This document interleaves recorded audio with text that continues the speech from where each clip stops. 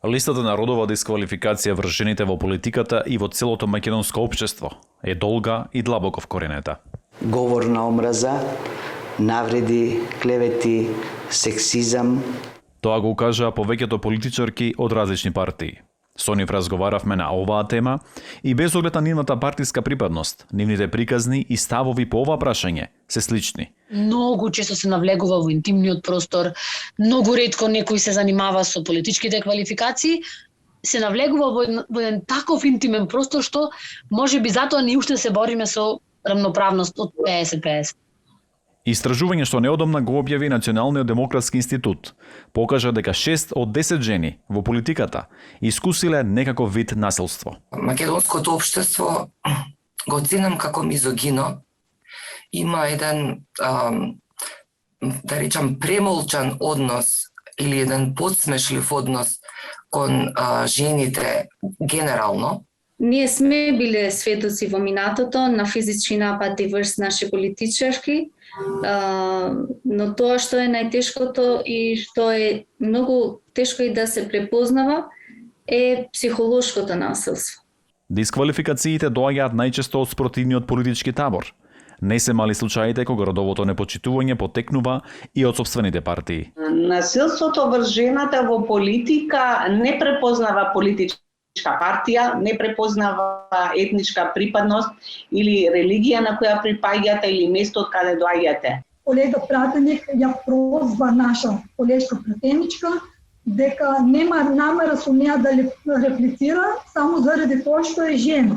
Колку е навистина неприродно да имате очекување да влезете во системот на западните вредности, да влезете во Европската унија, а да се служите со методите од Отоманска империја, тоест да ја ставате жената буквално како да ја третирате како предмет. 26% од испитаничките во истражувањето дури не биле свесни дека инцидентите со кои се соочиле сушност биле форма на насилство. Ние сме општество што толерираме вербална агресија. И многу често знаеме да кажеме дека зошто обврнуваш толку внимание, претеруваш, не е толку важно. И те како е важно. Значи, моментот кога не се чувствувате комотно и кога гледате дека од внатре почнува да организмот да реагира, тука мора да кажете не, ова нема да го толерирам. До сега мислам дека се одеше на линија на помалотпор, дека ќе се заборави, дека ќе се поттурне. Многу луѓе тоа го толкуваат како ние ја вреѓаме, таа ништо не превзема, не прави. Тоа знаеме ние што тоа сме го претрпеле, да речам како тоа делува на нас, но секој тоа за жал се уште го доживува индивидуално и се бори индивидуално. Сето тоа сум го надминувала, на некој начин за мене лично била и мотивација и охрабрување дека сум на вистински пат. Само 2 од 10 политичарки пријавили инцидент. Причината е страв и недоверба во институциите. Зошто не го пријавила таа жена тоа насилство? Тоа се должи дека таа не чувствува некаква заштита од некој, од институција, нема институционални механизми која што ќе ја заштита доколку таа го пријави тоа насилство и дека формално или неформално ќе биде заштитена на некој начин. Не се заштитени, ако така можам да кажам, без оглед на тоа дали се имаат функции во владата или дали имаат партиски функции или какви се тие функции или дали се тие функции на високо ниво. Сериозен проблем е немањето свест дека е извршено насилство. Тоа се луѓе што ги знаеме. Не мора да се луѓе што не ги знаеме. Тоа се луѓе што ги среќаваме во нашиот секојдневен живот и тоа се луѓе што може би и не се свесни дека вршат одреден вид на насилство врз другите.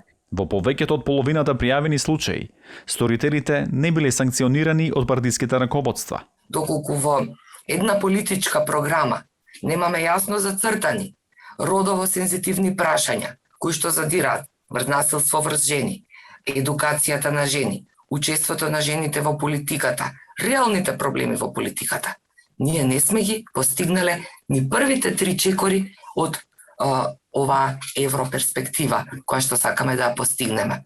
Често се премолчува за да се заштити сопственото семејство. Жените кои што имаат лични примери треба да се охрабрат и треба гласно да проговорат за тоа.